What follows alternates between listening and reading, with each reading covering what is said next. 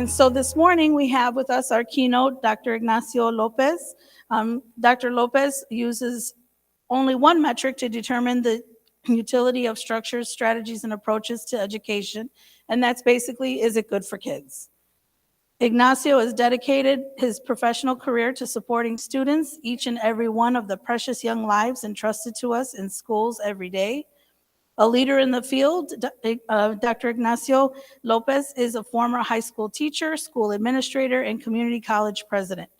Currently a dean at National University in Chicago, he channels his background in psychology to help advise, craft, implement, and refine instructional programs, curriculum, and coursework to support the advancement of all populations of students at every level of schooling. Having presented, spoken, consulted, advised, and engaged in collaborative research with numerous school districts across the country, Ignacio's passions rest firmly in the classroom. His research and professional development focuses on emotional intelligence, culturally responsive teaching, addressing the diverse needs, providing early access to college coursework, capacity building, reflective practice, and instructional coaching. His latest book is entitled Keeping It Real and Relevant, Building Authentic Relationships in Your Diverse Classrooms. Please help me welcome Dr. Ignacio Lopez. Thank you, thank you, thank you. Thank you so much. I'm so happy to be here. It's been a while actually since I've been in front of a crowd. I'm always doing these behind a Zoom thing, so I'm really happy to actually be able to engage with you all and be with you all here today. I have an hour, so we're just going to get right to it. A lot of great content to cover. Behind me, you'll notice that there's a QR code. If you have not already, see if you can access that QR code. I will also share this QR code and the link a little later throughout the presentation as we're navigating this work. As we're getting started, anyone familiar with National Louis University? Yeah, see, look at all my teacher friends out there. NLU is a big teacher education play, although we offer a variety of other programs. But lately, I have been supporting and working with the institution around their counseling programs, the PsyD program, and also now some of their business and leadership programming to really sort of keep promoting the work that we're doing, both in community and in our schools. So a lot of great work coming out of NLU. Check that out if you get a chance. I have to say that since we're in my hometown, and our campus is right here in Wheeling, Illinois. To that note, I wanted to be able to just say, selfless, shameless plug here. I did write a book about some of the work that we'll talk about today. Obviously, we're not going to have time to get through it all, but it is Keeping It Real and Relevant. Certainly check it out. You can buy it, share it, use it. Sometimes people get the PDF and share it with one another. Just don't tell me that. It's okay. Go ahead. It's fine. Yeah, as long as you're using it, I'm happy. It's all good. Anyway, so that work was a really great sort of collaboration and research with all of our time spent working with our schools, both in Maryland, in Ohio, and in Illinois. Some of the really cool research on our diversity, equity, inclusion work years ago. That work has now led to some of the really cool research on social emotional intelligence. And that book, ladies and gentlemen, is coming out next year on Leading Through Tough Times on Emotional Intelligence. So stay tuned for that as well. So that's enough about me. I want to know more about you. It sounds like you guys had a great day yesterday.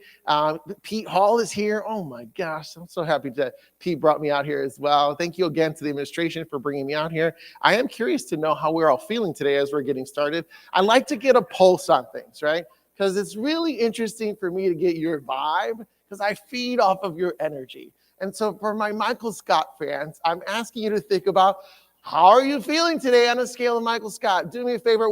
We were going to do a quick Mentimeter thing, but turn and talk to your neighbor and say, hey, neighbor friend, I'm feeling, hopefully you're not 11, but I'm feeling 12. Turn and talk. We got a minute. Let me know how you're feeling. Tell your neighbor how you're feeling. Ready, set, go.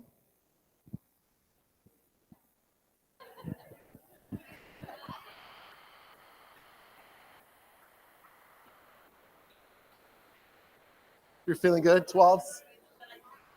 2s? 1s? How are we feeling here? 1s? 1s are good? 1s? All right, 1s are good. 1 is good. All 1s? A lot of 1s. How are you feeling? 1s? Ones and 12s, hopefully. You're not 8. You're like, don't say 8. Don't say 8. How are you feeling? Good. Sounds really good. Good energy. I love it. Good, good, good.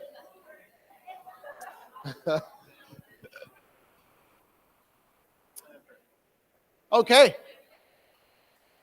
All right, let's bring it back. So I heard a lot of ones, which is really good, and some 12s, which is great. Some people wanted to say 8, but you didn't, but I saw it in your faces. You're like, no, but I'm here. All right. I'm actually also super excited to be here, so I'm definitely feeling very 12s and 1s today as well. So happy that you guys are feeling good energy. I love using that energy because it's going to help us sort of get to our work today, which leads us into our quick learning objectives. By the way, if you have access to the Wakelet, you'll notice that I did drop the entire PowerPoint for today's keynote in the Wakelet, so you'll be able to follow along if you want to follow along. For the afternoon session, I still need to drop that in the Wakelet, but I'll get that to you as well. I do have access to a Padlet here a little later, another activity, but we're going to get to that. So if you missed the Wakelet, here it is one more time. And then we'll circle back to that. If you need it again, just let me know as we go from there. All right, so what are we learning today? Today, we're really looking at exploring and leveraging self-awareness strategies in the classroom, really focusing on building that authentic engagement. I am a big believer in our self-awareness, in sort of that connection to emotional intelligence. We're going to talk a little bit right off the bat around the differences between social awareness, self-awareness. I'm going to give you some strategies right off the bat that you guys can start to use right at the beginning of the year to get creative and getting your students to create those shared experiences and building that social awareness and that empathy work that we're going to be talking about here. We're also going to dig into 9 core competencies around empathy. There's always this dialogue around how do we build empathy? What is this work? How are we talking about authentic engagement? What is all this? Today, I'm going to leave you with 9 competencies. I'm going to challenge you to think about how these competencies are making their way into your learning and into your students' development, and which will help us with our authentic engagement. So 2 big takeaways there for today is around our self-awareness and our empathy work in the classroom. I am using 2 definitions, or 1 guiding question today and the definition that you all have engaged with together around our authentic engagement. So the guiding question for me today as we do this work together is focus on how can we authentically engage students to develop empathy and social awareness. That's a big piece of our work together to look at that authentic engagement. If we have, what I always say, and you'll see me talk about this today, if we have assumptions, if we're not building relationships on authentic efforts, it's hard to go from assumptions to authentic, right? What you and I are doing in our classrooms as we're teaching children is based on assumptions of who they are, it's not authentic, right? Because our relationships and our instruction is built on assumptions. We're going to break that down. I'm going to show you some strategies on how to break that down today. What I love about the definition that you all are working on is that it's focused on not just the now with our children in terms of the authentic engagement, but their future selves as well, right? Creating that sort of authentic mindset, that scholarly habit of mind for yourselves and for your children. This isn't just about you doing this to your children. This is also about you doing this to yourself, right? Getting better at being better for yourself as a classroom instruction and the pedagogy that you are bringing to the children that you're working with and that you're serving today. So today I'm going to share with you some of those strategies and we'll walk through this work together. I have 3 parts and 45 minutes. We're going to do the best we can to get to this. Again, all the resources that I have and handouts, so whatever we don't get to, you're obviously, be able to access it through the Wakelet and walk through that together. Let me just jump right to it. So self-awareness and social awareness. Here's the deal. 2 minutes. My assumption is that you all know the difference between social awareness and self-awareness. At your table, give me just 2 minutes. Tell me turn and talk. By the way, I don't know if I said this before, but we're doing a lot of turning and talking and a lot of sort of collaboration together. So hopefully you really like that person that you're sitting next to, right? You do, right? Yeah. You're like, I'm going to get up right now. I'm going to sit at that table. No, okay. Don't do that. So here's the deal. We have 2 minutes. In order for me to get to these self-awareness strategies, the assumption is that you know the difference between social awareness and self-awareness. And I think Wendy shared with you the socio-emotional, the castle wheel. So I'm not going to go through all the castle wheel, but this research and the work is based on the castle model for the emotional intelligence. So quickly at your table, turn and talk. What are 2 differences between self-awareness and social awareness? 2 minutes, ready, set, go.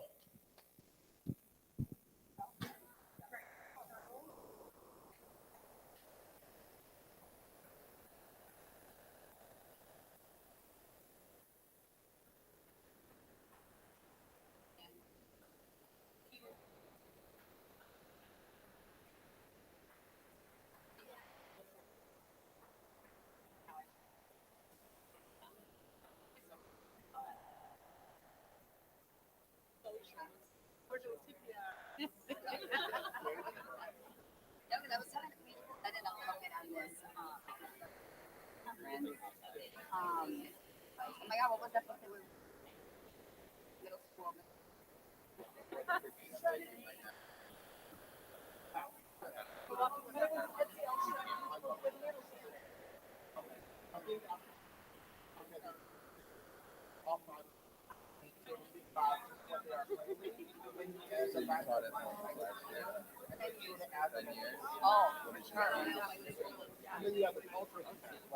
Oh my God, keep on talking, brother.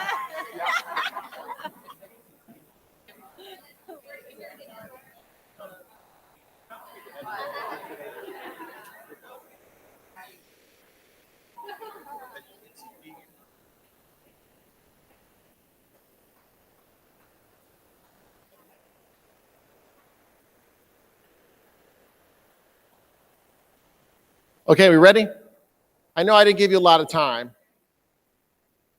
but you guys are experts, so we're going to do this. Who wants to share? Who wants to be brave and say, you know what, Dr. Lopez, we got this. I will cold call somebody. You guys remember those strategies? What is it? Yes. Do you guys want to add? What's the difference? Come on, we had a good conversation. Here. Here. You guys use the mic. Yeah, TPR, baby. So we were talking about, yes, how like, it was like, I think it was like self, like awareness, and then like, I don't remember self-management, but I know like social, where like the people are like, social awareness, something like that. So we were just having fun with that. I love it. Yes. So what's inside my own self-awareness, my own thoughts, my mindset, and then my own social awareness, behavior, social clues, how I'm sort of saying things. Here's the big catch that I want you to walk away with from this. Oftentimes when you all study this work on social-emotional learning, it is you, the teacher, thinking about ways to bring to your students this development. So how do I teach my children about self-awareness, about social awareness, about relationships, about decision-making, right? That's great. I want you to keep doing that. But I also want you to not to not forget that this work is also about you, right? So there's sort of the difference between doing social emotional intelligence and being socially emotionally intelligent, right?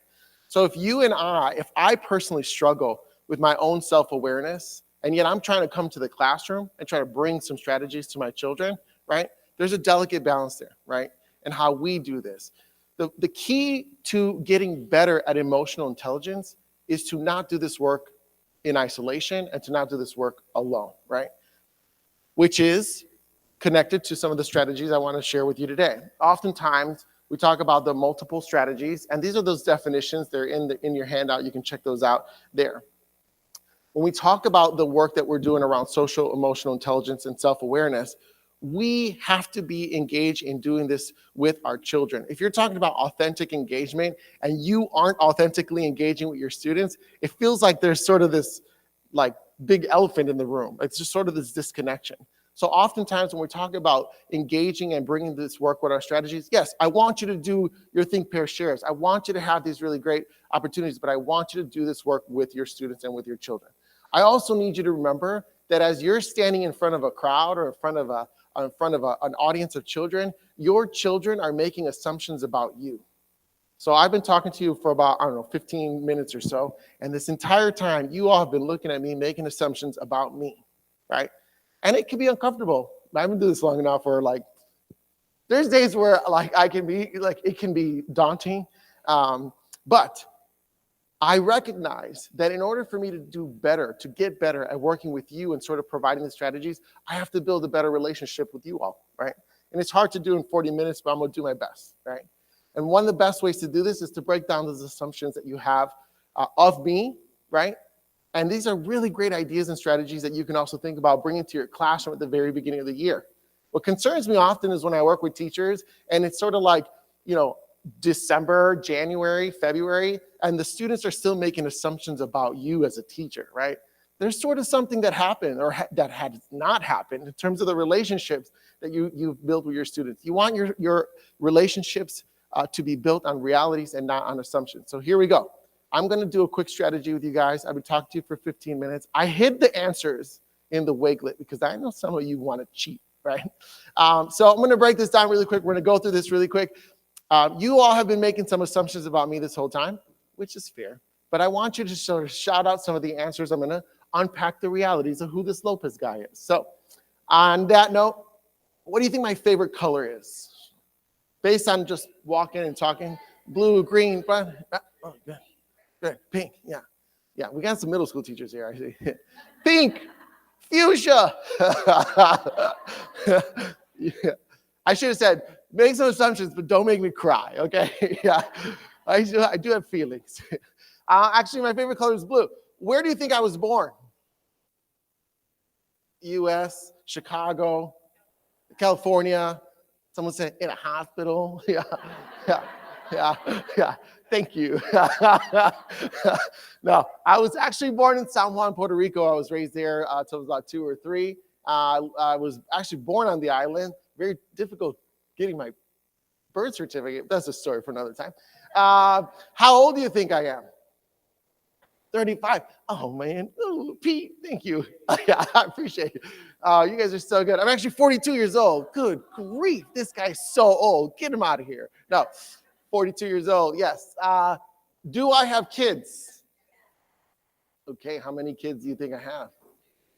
2, 3. If you know me, Amy, you know cheating. How many? 2, 3, 4, 5, 6. Yeah. We were in Las Vegas and someone said, 2 that you know of. What? This is an education conference. Keep it PG, people. Okay, I have 4 kids. Oh my gosh, I know, man. Woo. Yeah, listen, it's all good. It's great.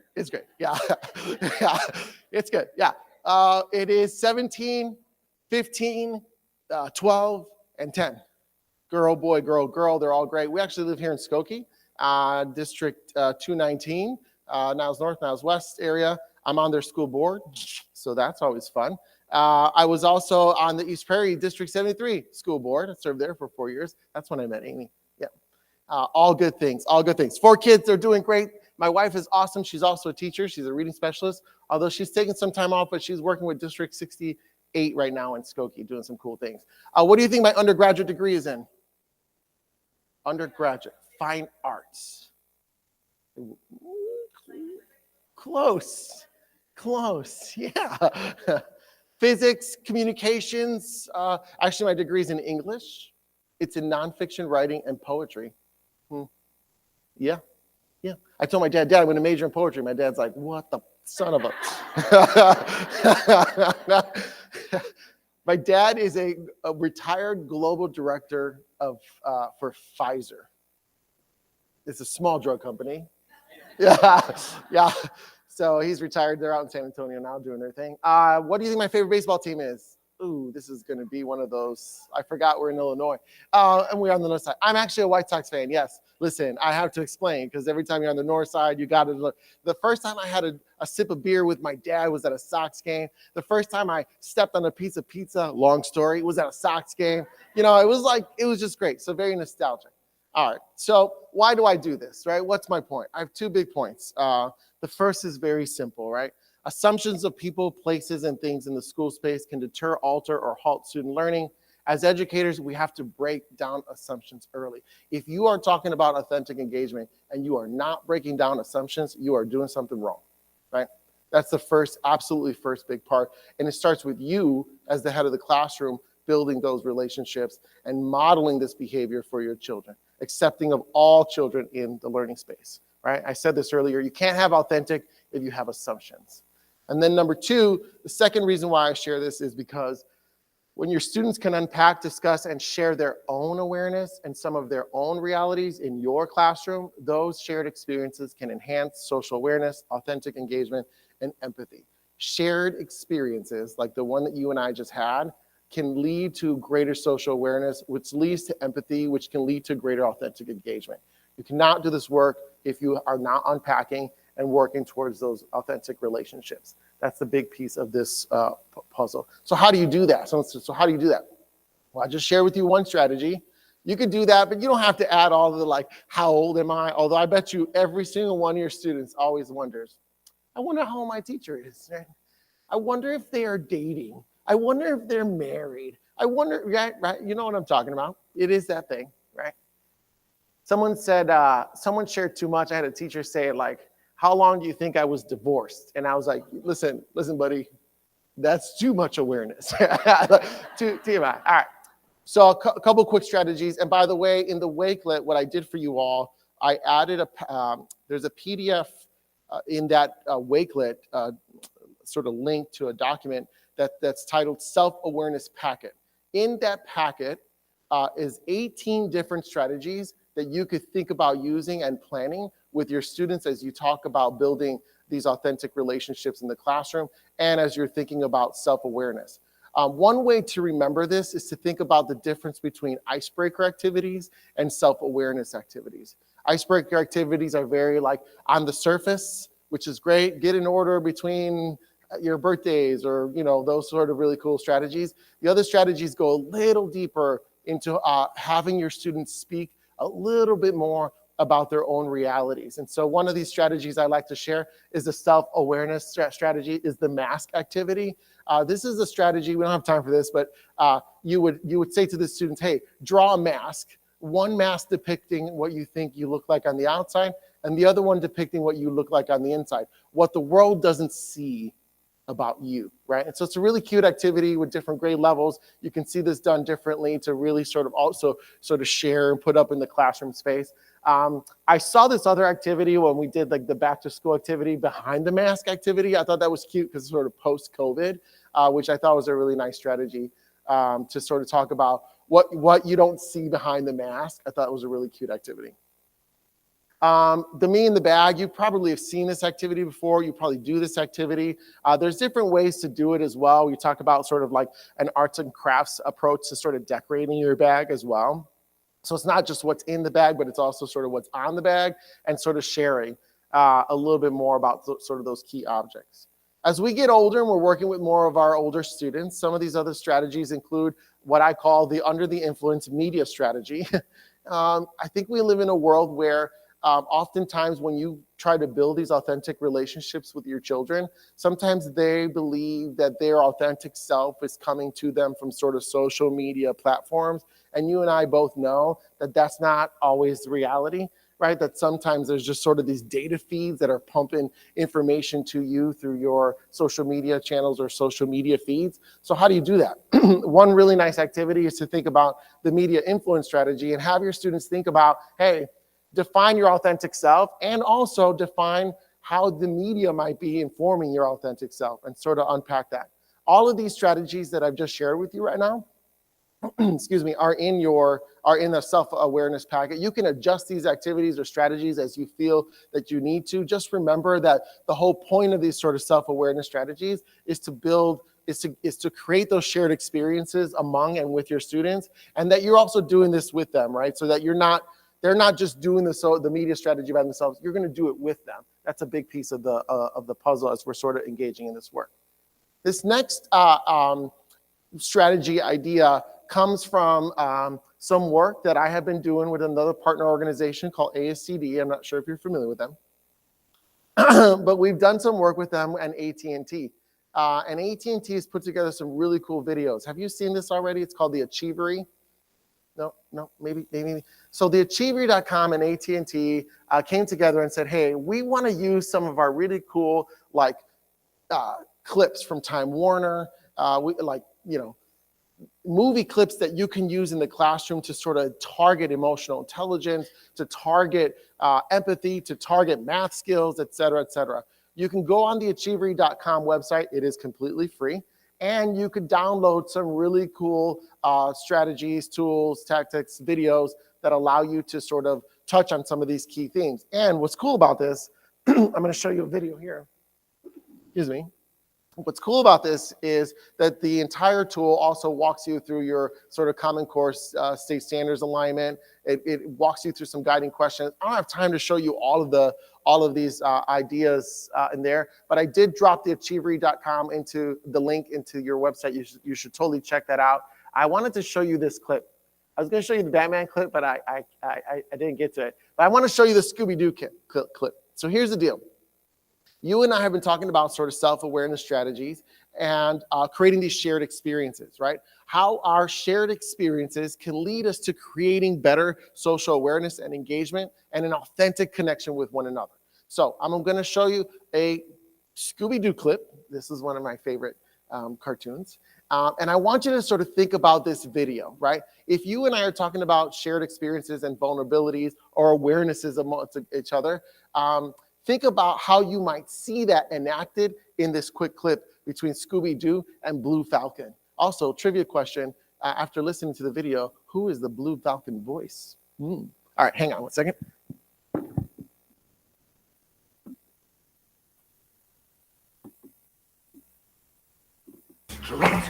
Double threat!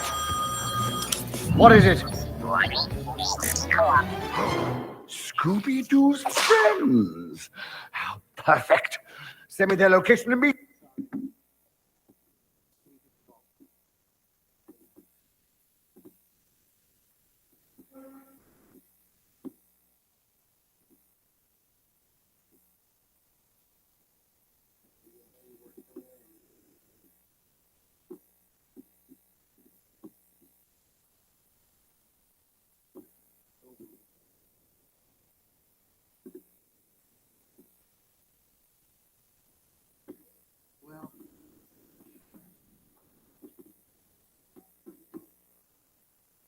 Technical difficulties.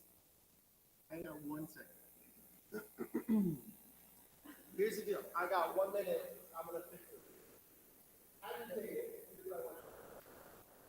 Think about how you already incorporate shared experiences and self-awareness and experience. How about you one strategy that you use in the classroom to build about and bring about self-awareness and some of the other things. So 2 minutes, one strategy, self-awareness, go.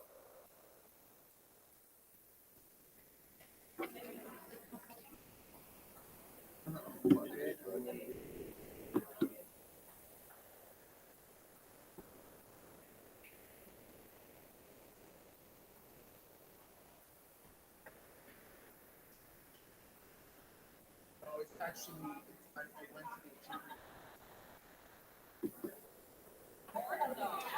Can you, it will show your slideshow?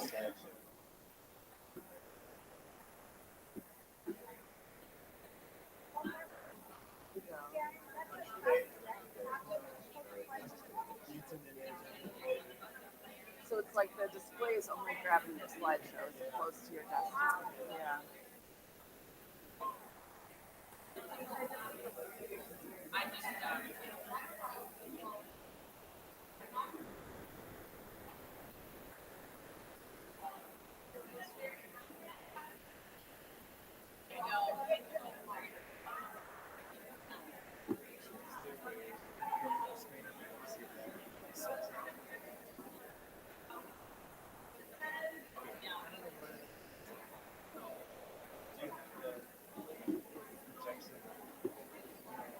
It's just a straight HDMI connection. You didn't do anything else. Yeah. Is there like a...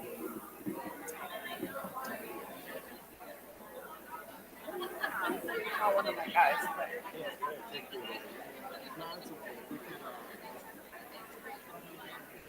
I have presented that too, but it doesn't exactly fit. I'm going to skip it, but I would like to show the next video, but if not, show me some more. That's it. Yeah, it's in the wake link. Yeah.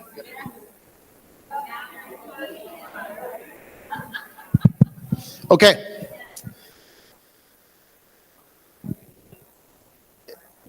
Any cool strategies on self-awareness? You have one? Oh, you're digging into the Achievery. Wow, you're so smart, guys. Thank you. I should have had you do that. Yeah, thank you. That's so great. Definitely check out the Achievery. I really found it to be a really great website. It actually works. It's just not working for me right now. But it's just sort of a computer glitch is what's going on. Anyway, so what I love about this and what I wanted to show you was in the same way that you and I are talking about all these different sort of self-awareness strategies. And again, you can check out the packet. There's 18 other strategies that are there. You can always adjust the timing and whatnot on how to bring those to your classroom space. There's also additional tools like the Achievery that allows you to sort of enhance and teach some of these really cool ideas using the video as well. So I was going to show you the Scooby Doo video. It's not working, but the secret, and Pete reminded me of this, you can access these videos through the Wakelet and when you go online and you could see the PowerPoint. So if you wanted to go back and watch the Scooby Doo video, you totally can. Plus there's a million other sort of video clips that you can use. My secret question was, who's the voice? Clearly you did not hear the voice, but the voice is Mark Wahlberg.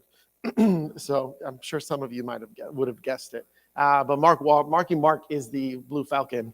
And in this particular clip, Scooby Doo is feeling down, but he flips the script on Marky Mark, and the Blue Falcon becomes vulnerable in talking about his experiences and his upbringing and his father and all these really cool things. And it is through this sort of shared experience that they become really good friends, both Scooby Doo and Blue Falcon. Anyway, so it's a really nice strategy that you could use with your students. You could check that out. I'm a big fan of Lego Batman. A lot of great scenes from Lego Batman that talk about emotional intelligence and identifying your own emotions. It's a really nice way to sort of start your classrooms and your classrooms. If you want to sort of pop it in for a quick 5 to 8 minute sort of activity for your students, it's a really nice activity and toolkit that you can use. You can see that you can search as you want to search.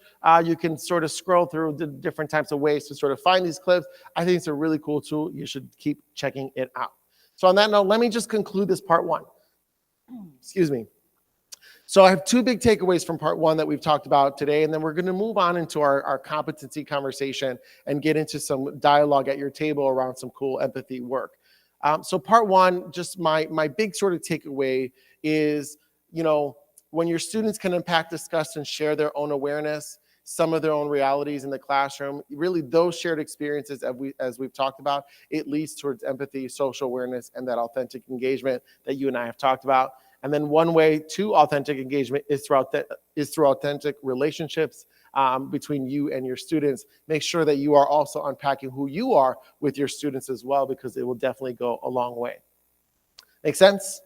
Good. Check out all those really cool resources, a lot of good stuff. All right, so this next part, empathy. As we talk about empathy, I'm going to walk you through 9 different competencies around empathy and how we sort of plan. So we've been talking about awareness, self-awareness. We've been also talking about like how that shared experiences can lead us to empathy. The assumption here is that we all know a quick sort of understanding of what empathy is. So at your table, really quickly, turn and talk. What is empathy? What is empathy? How do you define empathy with your students? Ready, set, go. 2 minutes.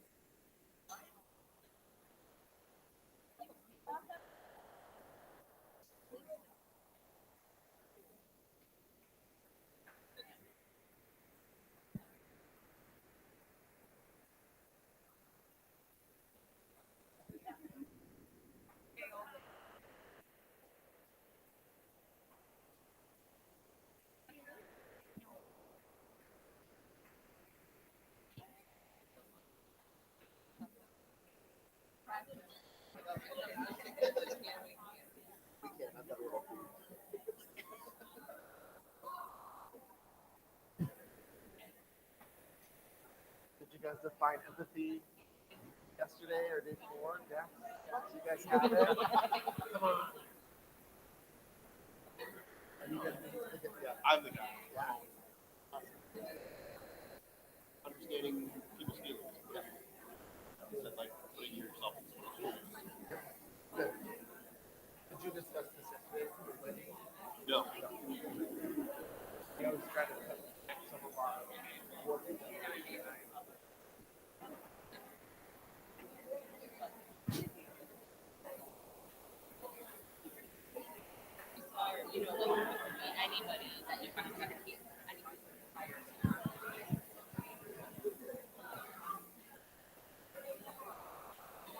Okay.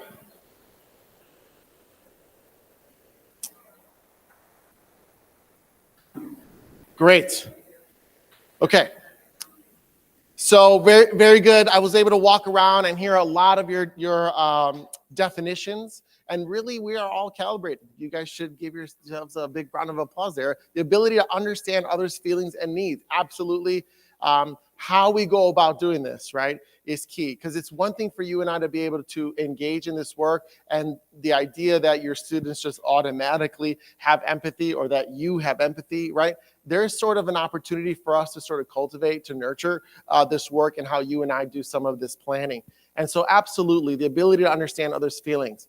And the other essential question sort of driving this for me as we were sort of planning for today and sort of thinking about some of the really cool resources and how we've worked with other teachers sort of think about their planning. This essential question for me is, can empathy help with the development of authentic engagement and social awareness? Absolutely, right? The more than you and I sort of think about how this work begins to sort of lay on the page, as we're deliberately thinking about lesson planning and thinking about how to connect sort of these standards to learning activities, and then embedding, interweaving some of these empathy competencies, I think is absolutely key in how we're looking at our work in authentic engagement. So here's the deal. I hope that you have the Wakelet up or the handout, because you're going to need the handout here, at least one person at your table to have the handout from the Wakelet, and I'm gonna show you that here in a second. I'm gonna walk you through what we're gonna do. We have about 20 minutes to walk through this and sort of unpack this work together. So behind me, I have 9 competencies, right? We go from emotional literacy all the way down to growing change makers, right? So we think about, how do we think about planning for empathy in our classrooms? We think about including moral imagination in our instruction. We think about including practicing kindness, collaboration, moral courage. There are some of these 9 sort of words or terms up here that I bet you all know, right? I bet you many of you do many of these, several of these. The question becomes, do we do them all? Should we be doing them all? What do they all really mean? And that's what we're here to unpack and do together today.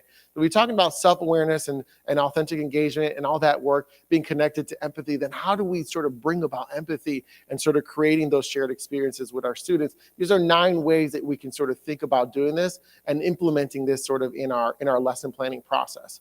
So here's what we're going to do. I'm going to sort of walk you through this now verbally, but I'm also going to share this with you. We're going to incorporate 2 pieces of technology here. The first is the Wakelet and the handout, and the second is going to be a little Padlet. Have you all used the Padlets before? Yes, yes, yes. The cool thing is that you could just work off of a Padlet right off of your phone. So you'll need one person at your table, 1 or 2, depending on if you have 2 little groups here. 1 or 2 people that is able to be the Padlet sort of note taker. And then you'll need access to the handout. So here's what we want to be able to do, all right? At your table, you're going to unpack these sort of 9 competencies together. Do you know what each of these competencies means? So at your table, you're going to say, hey, what is moral imagination? What do we think that really means? How might that sort of begin to play out within our instruction and how we're sort of thinking about this? And then you're going to sort of think about, oh, okay, how might these manifest themselves in the classroom?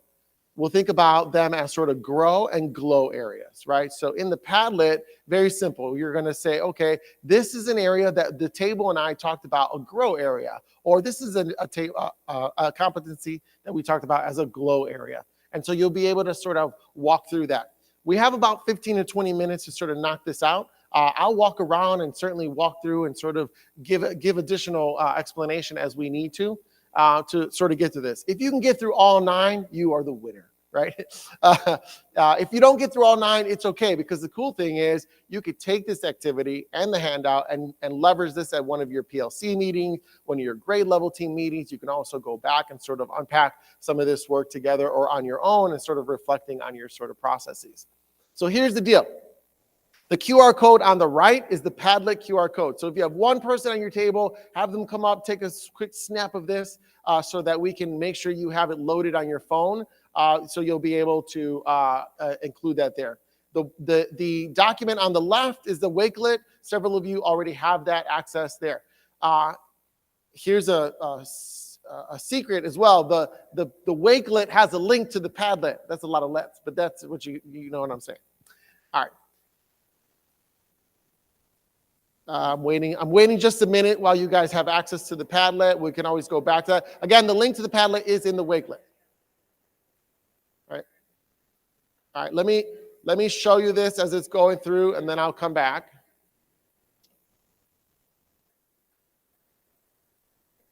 Yeah, perfect. One on each side. Thank you very much. Okay. All right. So here's a quick sneak peek. If you are the Padlet note taker at your table, it'll look like this. You can just hit that little plus sign, which is right here, and then you'll be able to add glow or grow. Your subject will just be glow or grow, and then you'll just explain why, right, as your table discussing this. And when you download the Wakelet, in the Wakelet, there is an article that is titled 9 Competencies for Teaching Empathy. Do you have to read the entire article? No, we don't have time to sort of dig through it all, but the article has all 9 definitions of each of those competencies, all right? So what you're going to do is, again, I'm going to leave the directions up here one more time. You're going to discuss the 9, say that this is a glow or grow area for you guys. Make sure someone's putting in the Padlet, and then we're going to sort of unpack the Padlet together on screen. We got about 9-10 minutes. Yeah, 9 or 10 minutes. Ready, set, go. I'll come around.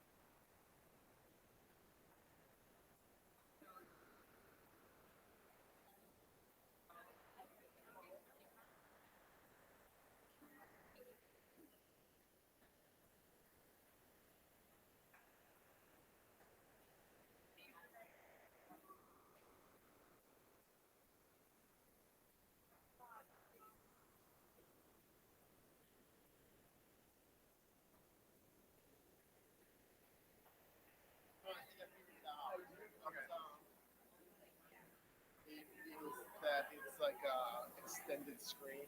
Oh, So so it looked like it was showing, but when I dragged it off screen, it showed up on the big screen. Yeah, so I think we're good for now. I think I'm good. Yeah, Okay, yeah, yeah. perfect. I'll be able to sort of just drag it back because I'm working off of. Because normally this machine is tied to a couple different monitors, so so it's I think it defaulted to- defaulted to an extended screen. Did you get it to duplicate or do you? I think it's fine the way it is. Yeah, it should be good. I'll just drag it one way or the other, and then get it going again. But I think we're good. And then the videos on the same page, so it'll work out. It's good. Okay, it's good. They're populating the tablet now, so it's good. Okay. Awesome. I just wanted to see it real time. Awesome. Thank you so much. Yeah, no problem.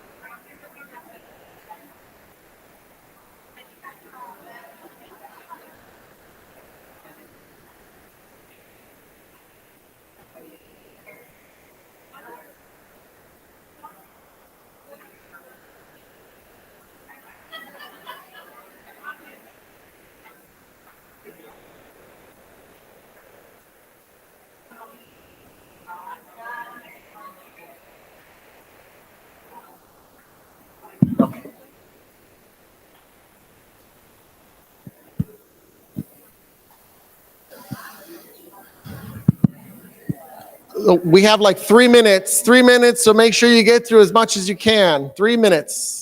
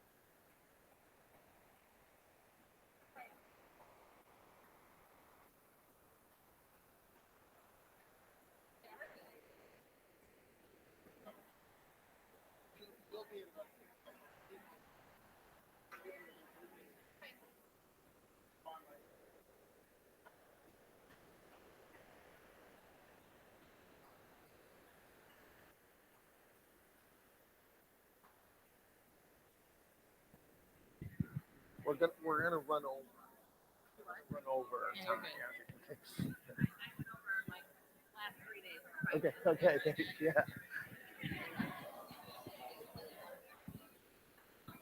Okay, family. If I can have your attention, please. We're gonna bring it back to the main group here.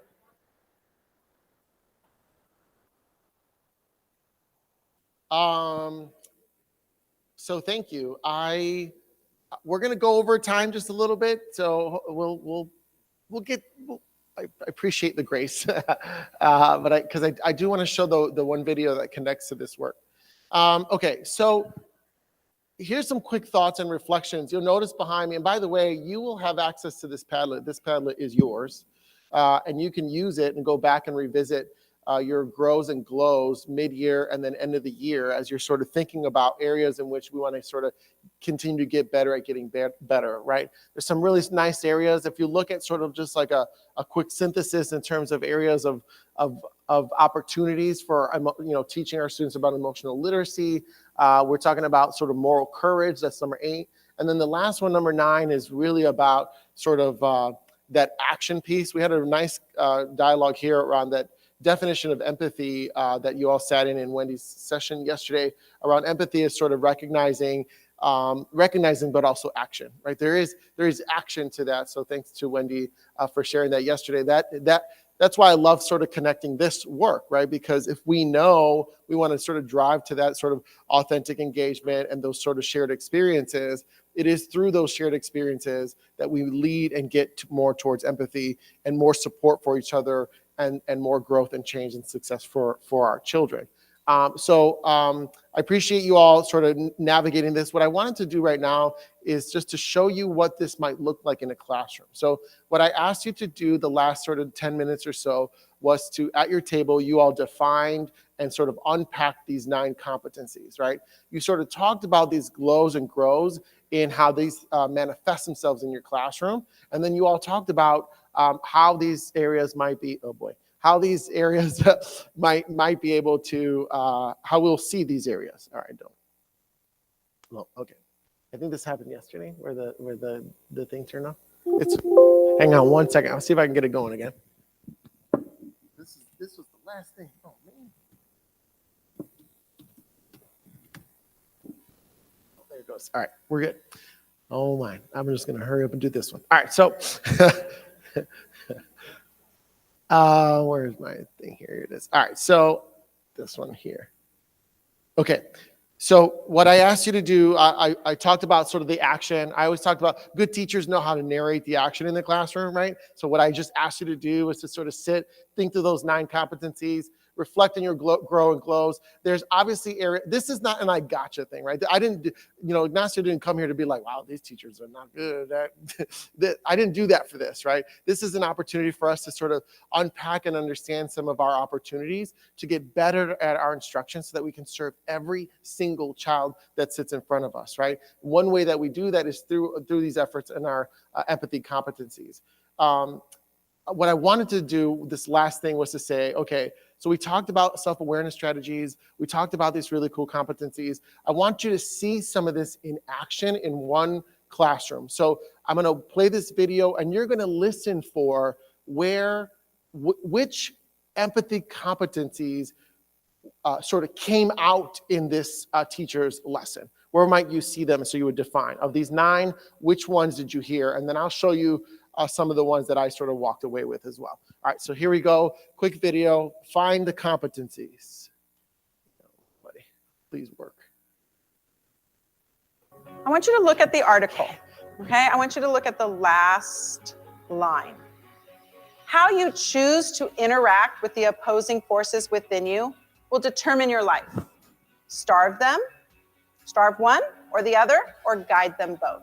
And today, ladies and gentlemen, I'm going to teach you how to guide them both, how to have that balance. Meg is a 6th grade teacher at Clearview Elementary. She's always looking for ways to incorporate SEL skills into the lessons she's teaching. We're going to use that central idea of having balance and our evidence to apply the traits of the wolves to my own life and learn how to move through those emotions. Here, her 6th graders are reading and analyzing the Cherokee Tale. It's about a grandfather talking to his grandson about what is inside of us, so that we have feelings inside of us, and some of them are positive and some of them might not be so positive in the world. And he teaches him how to manage both of them in balance. Socioemotional learning is important to have embedded or in throughout the whole entire day, because students need to know how to act and be aware of themselves as a learner and how they put that in a lesson or they put that in a partnership. But also they have to realize that their actions, words, and thoughts actually affect other people. And so by embedding it throughout the day, number one, it becomes consistent, so they're always listening to it. But also, if we're starting like an independent work, and I say, what's a habit that you're going to need? They'll say, we need to put first things first. I can't socialize, I have to focus. And so by embedding it throughout the day, they're always aware of themselves as learners and what they bring to the environment or the classroom. While students are learning the skills to examine and probe texts, they're also learning about their own feelings and emotions. First thing we're going to do is identify the traits of the wolves.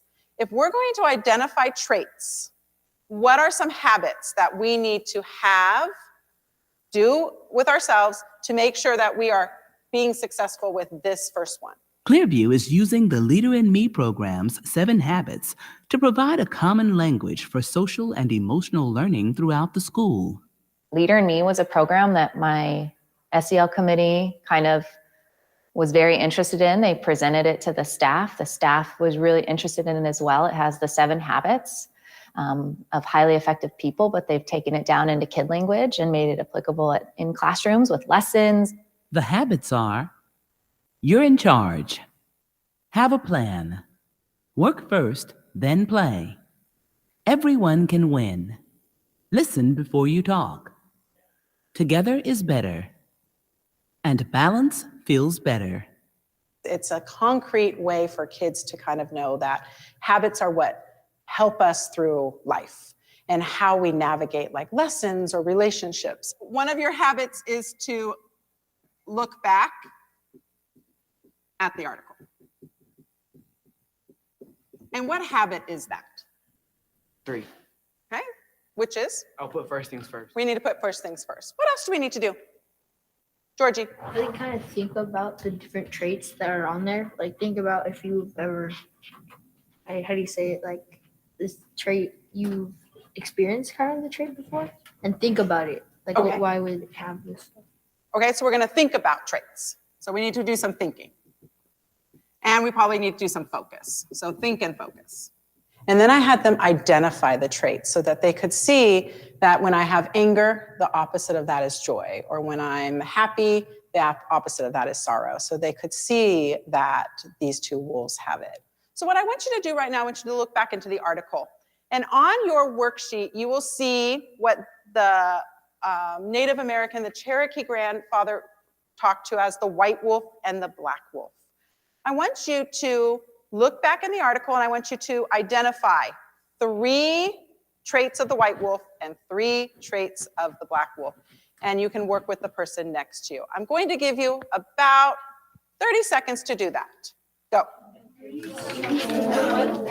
Maybe I think it could be joy because like the wolf can be joyful and peaceful. Yeah, and also it could be kind. All right, bringing it back. Who can tell me one of the traits of the white wolf you identified? One of the traits of the white wolf. Hannah. Kindness, Okay. Scarlett. joy, Isabella. love, serenity, hope.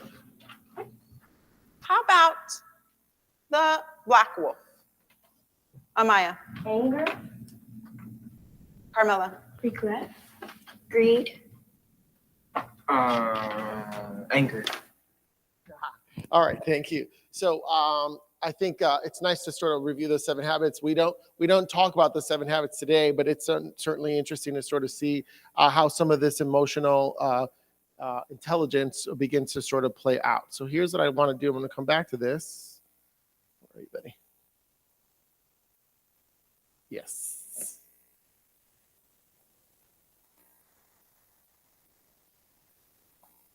All right. So we just watched the video. I love this teacher, right? She's so really good. She's like talking to students with her eyes. And I was like, wow, she's so awesome. She's like, and the kid's like, yes. I don't know if that's because she was on video, but regardless, she's a great teacher. All right, so certainly there's sort of the habits thing, but we're not going to talk about that. We walked through those 9 empathy competencies together. Which ones did you see? Just shout it out. Moral imagination, clearly, with the wolves and the traits, right? You could see how sort of that begins to sort of play out. What else did you see? Self-regulation. What else did you see?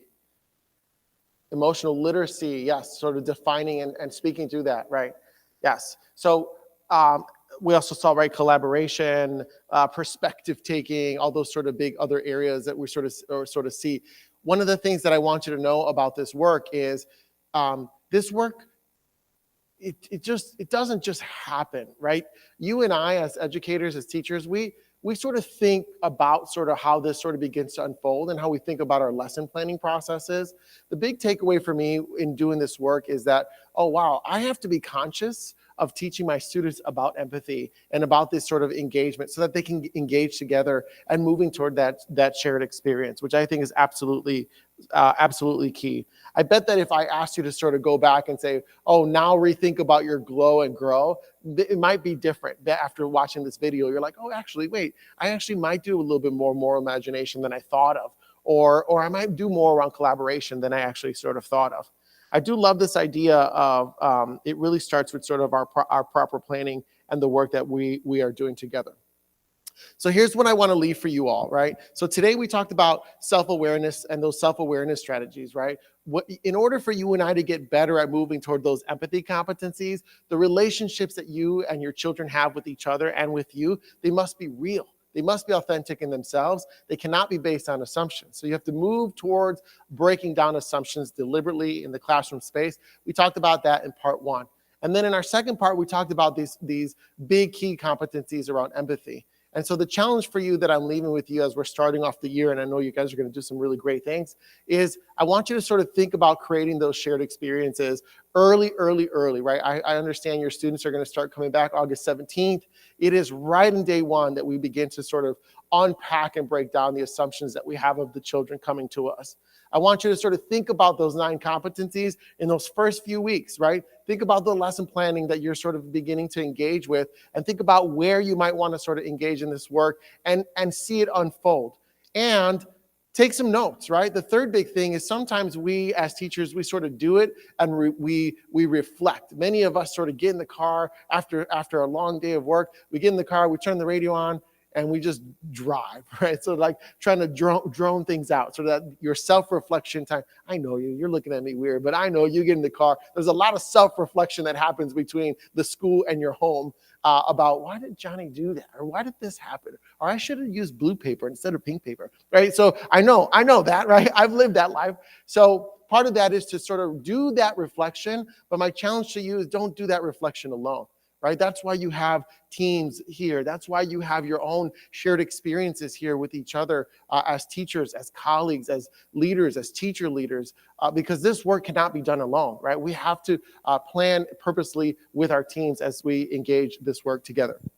Those are the big 3 challenges that I have for you. Listen, I know I'm super over time and I apologize, but I just want to say from the bottom of my heart, I know that this district and the work that you're doing here, you guys are elevating children to the highest of the highest. You guys are caring for your children. I know that because you wouldn't be here today if you didn't care, right? And so you're here today. You guys are going to do some amazing things this year. This district is going to continue to be elevated. I know it because I'm right next door and I see what District 21 is doing. So I'm proud of you all. I know this year is going to be one of the best years that you guys have had as teachers and for your students. I just want to thank you so much for your time. Go off and just do some amazing things with your children. Thank you all so much. I'll see you a little later. Thank you.